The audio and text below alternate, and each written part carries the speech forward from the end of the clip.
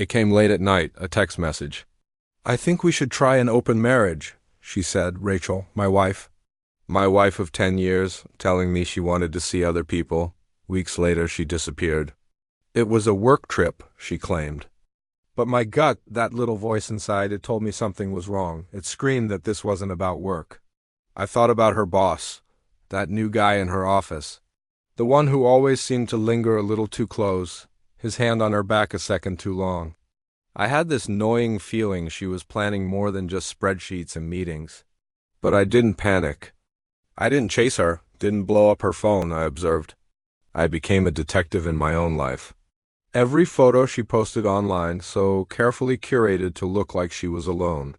Every story, so carefully edited to show a hard-working professional. Everything was hidden behind filters and hashtags, a performance for the world. But I knew the truth was somewhere in the gaps. So I started collecting evidence. I wasn't just guessing anymore. I found flight records that didn't match her work itinerary, hotel bookings in romantic destinations, messages she thought were deleted, screenshots of conversations that painted a very different picture. I mapped every move, I documented every lie. I had a file, a timeline of her betrayal, growing thicker by the day.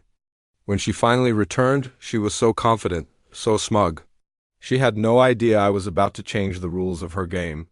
Step 1, financial control.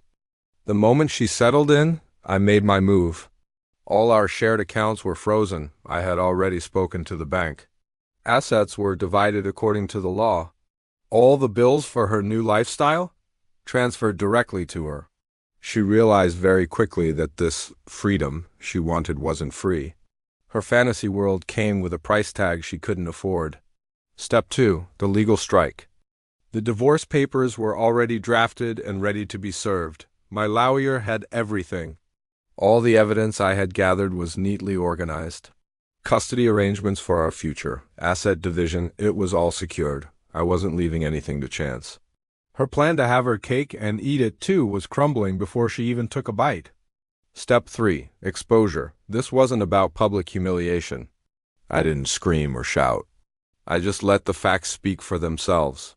In quiet conversations with our mutual friends, with our families, I laid out the timeline. Her lies started to unravel. Her stories overlapped and contradicted each other. Timelines didn't match up with the evidence, and her boss?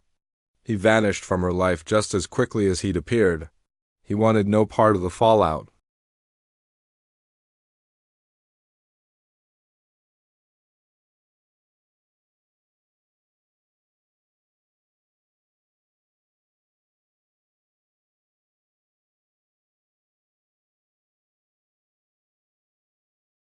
The people who truly mattered, my real friends and family, they came back, they saw the truth.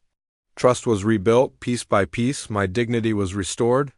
Months later, Rachel tried to come back.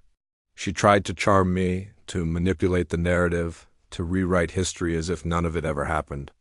But I didn't respond, I didn't have to. The truth had already done its work. By the time she realized the game was over, it was too late for her. Her carefully constructed image had collapsed. Friends distanced themselves. The life she thought she was building turned out to be a house of cards. I didn't need revenge. I didn't need to see her humiliated. I just needed to reclaim my life. And I did. The house was mine again. My routines, my quiet victories, my peace. Sunlight poured through the garage windows in the morning. Engines roared to life under my hands. And for the first time in a long time, I smiled, a real smile. She had tried to betray and break me, but in the end, I wasn't broken. I was free. Thanks for watching. If this story resonated with you, hit that like button and subscribe for more.